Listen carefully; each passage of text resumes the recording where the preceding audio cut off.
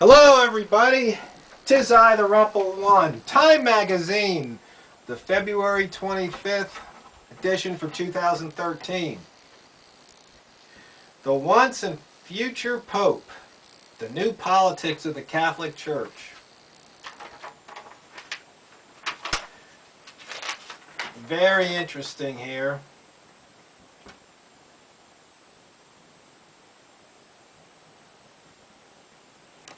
They in the letters, the editor's desk here, they talk about the Rubio, that immigrant son article.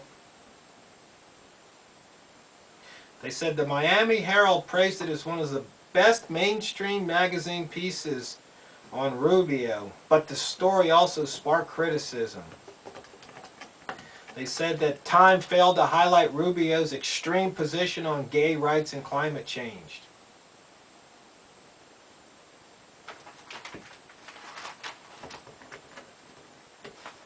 Oh, they even talk about the Sports Illustrated swimsuit edition. Hey, by the way, I've got that issue. Let me know if you want me to do a video on it. I don't know if I should do that, if that's appropriate. Just let me know what you think. In the briefing, we got some quotes. We were never sent here to be perfect. We were sent here to make what difference we can. That's President Obama during the State of the Union. To make what difference we can. I mean, these words that come out of his mouth.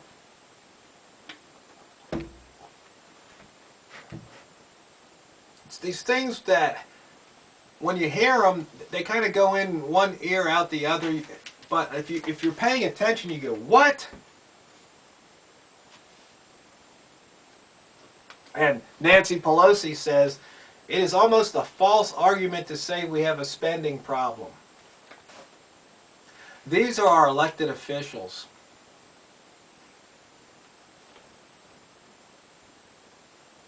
That's just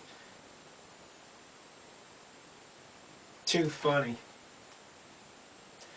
$815 million, that's how much it's estimated Americans will spend on Valentine's Day gifts for their pets this year. Valentine's Day gifts for their pets. $815 million. What is wrong with the economy? Now, if there was something wrong with the economy, I don't think that much money would be spent. Do you?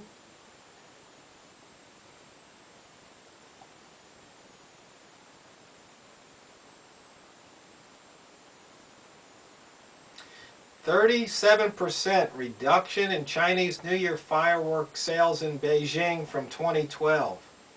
Because the city officials urge residents to set off fewer fireworks to avoid exacerbating air pollution. And it's been 4 years since the last fatal commercial airline crash in the U.S. as of February 13th. That's good news.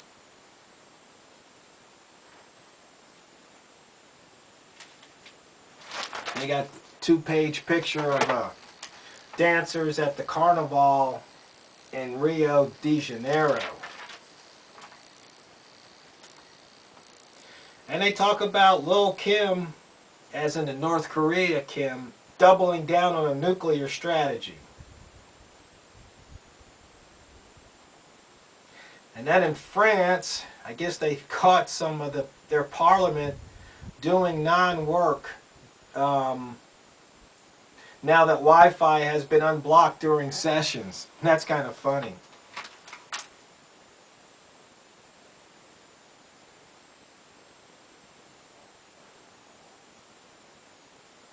Argentina. Cristina Fernandez de Kirchner. She's the president, and I guess she was ranting after the International Monetary Fund censored her government for issuing faulty economic statistics. Which government doesn't? Her quote was, "Do we know of any sanctions against those at the IMF who enriched themselves and blew up the world?" Let's see, over in Nepal, we still have Tibetan monks setting themselves on fire. You know, if they pour gasoline on their head and then light a match. It says the toll of Tibetan self-immolations, which this month eclipsed 100 since 2009. I mean, that's some serious dedication there. Trade wars. Although China may have overtaken the U.S. as the largest trading nation in the world for the first time, that doesn't mean it's winning on every count. China has a bigger expected economic growth and bigger import-export value. But we still have a bigger gross domestic product by almost 2 to 1, actually over a 2 to 1 margin. Okay, here on The Nation, they said that the GOP's views on marijuana are showing signs of a shift. And they're talking about robot parts for human bodies. And then let's see, UNICEF has a full-page ad.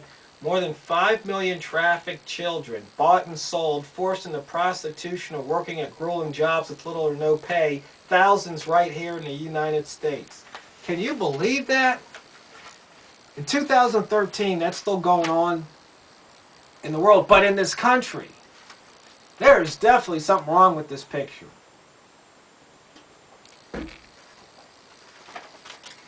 That is just appalling. And they're talking about sure shots. Why images are taking over social networking.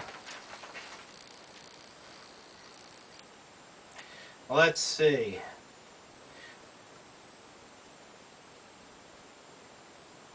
Paul Tanner, 95, died. He played the theremin on the Beach Boys' 1966 hit Good Vibrations. And let's see, the International Olympic Committee decided to drop wrestling, a sport that was part of the ancient games from the 2020 Olympics. Now you see, the Olympics, I can't stand the Olympics anyway. I love bowling, it's not an Olympic sport. Tennis, not an Olympic sport. Wrestling, however, should be an Olympic sport, and they're dropping it. I mean, what's that stupid ribbon thing they do? That's not an Olympic sport. I swear, these people, what are they thinking?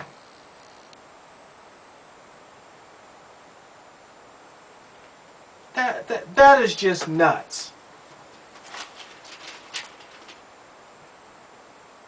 Oh, here's a good one. Organizing for failure. The president needs to stop campaigning and get serious about governing.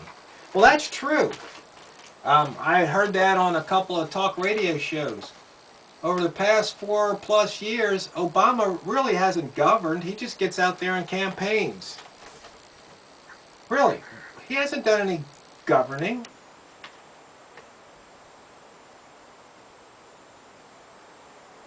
He really hasn't. Then another story. Aiming low, missing greatness.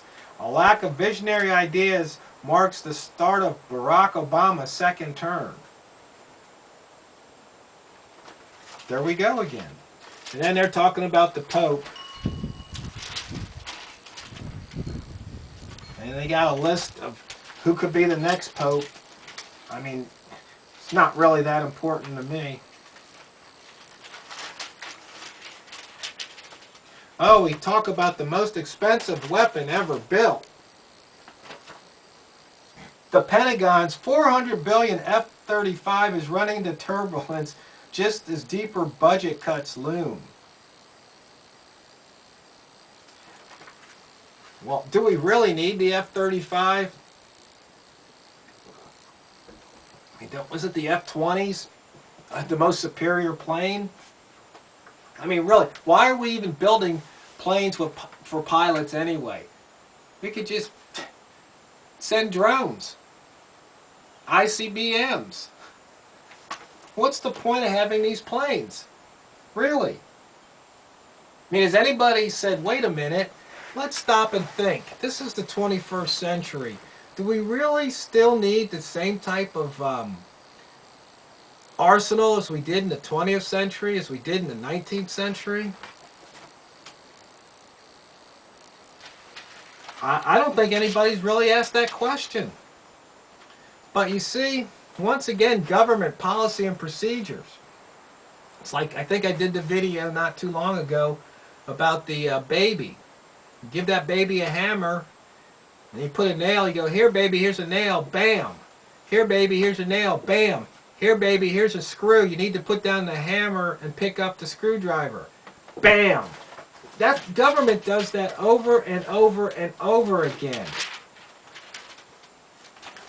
And now we got Dirty Dancing talking about a bitter feud at Moscow's famed Bolshoi Ballet propped an acid attack on the company's artistic director. Somebody walked up and threw acid on this guy's face. That's just heinous. They should just catch that guy and dip him in acid. A little like taste of his own medicine. And here we go. Very close encounter. We're talking about a near miss by an earth-buzzing rock reminds us of a danger we can't ignore. We got this asteroid. How close will it come? The asteroid was forecast to pass within 17,200 miles of Earth on February 15th. That's inside the orbit of some satellites. If it hit Earth, a 150-foot rock would produce a blast 180 times as powerful as that of the Hiroshima bomb. They say basketball-sized objects hit the atmosphere every day. 1,100,000-foot-plus objects are likely out there. Of those, 2,400 are 0.3 miles wide or larger, and those would call global disruption. I know it's not a laughing matter, but after what happened over there in Russia, it's something that we might want to think about. But I'm not going to go to sleep worrying about an asteroid hitting, because that's, like they said, that's global disruption. Oh, here's a cool story. Ronda Rousey, she's going to fight the Ultimate Fighting Championship bout, February 23rd. But actually, that's history, because today's the 25th. I guess I should go on the computer and see how she did.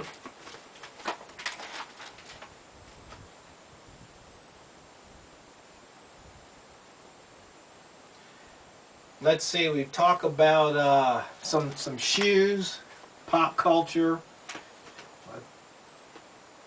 Yeah, it's called Shoe Obsession. It's at the Museum of the Fashion Institute of Technology in New York City. They've got an 18-inch Noritaka Tatahana model that Lady Gaga wore. Then they show this dog here, the most pampered dog, at the Westminster Kennel Club dog show. I mean, really, is the economy that bad that, and we just talked about all that money spent on dogs or pets, you just have to wonder.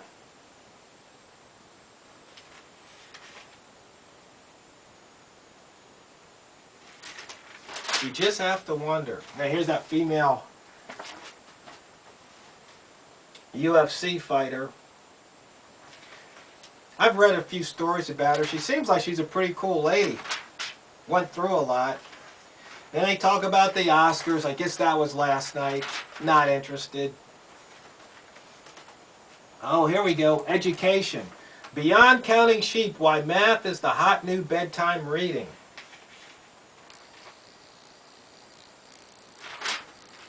You know, it's funny, there's a lot of people aren't good at math, but math is a skill. It just takes practice, apply yourself. The thing about math is, especially if there's any young viewers out there, don't worry so much in the beginning about understanding the why and the how. Just learn how to do it, and then one day it'll hit you like a ton of bricks and you'll understand it. It's like driving a car. There's many people who drive cars that don't understand internal combustion or dynamics, fluids, hydraulics. They don't have a clue, but they can still put the key in, start it up, and get going, right?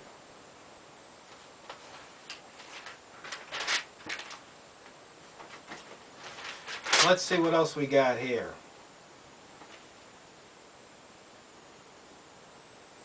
What I learned from Winter Storm Nemo. News events need cuter names. So you can attract your attention. Oh, by the way, if you were an AOL member between March 1, 2006 and May 31, 2006, you may be eligible for a payment from a class action lawsuit. Looks like it's Girl Scout cookie time. Funny, I was going to buy the mango ones, but the troop here, they didn't get the mango ones.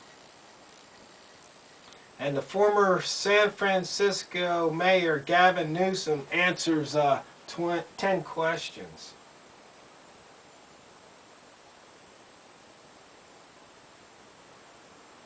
He says, you were a celebrated mayor of San Francisco, at one point offering marriage licenses to same-sex couples. Why didn't that help you in the 2009 race for governor? He says, oh God, I don't know. I think the issue of same-sex marriage helped and hurt. Sometimes you're on the wrong side of public opinion. So you see, if you think about that statement, these politicians, they got to be on the right side of public opinion. That's how you get elected. But then once you get elected, they're going to do what they want anyway. Obama's proven that. So anyway, that's the edition of Time. So I hope you enjoyed it. Seems like some of you guys like me doing these videos. So I'll keep doing them as long as I keep getting the magazine.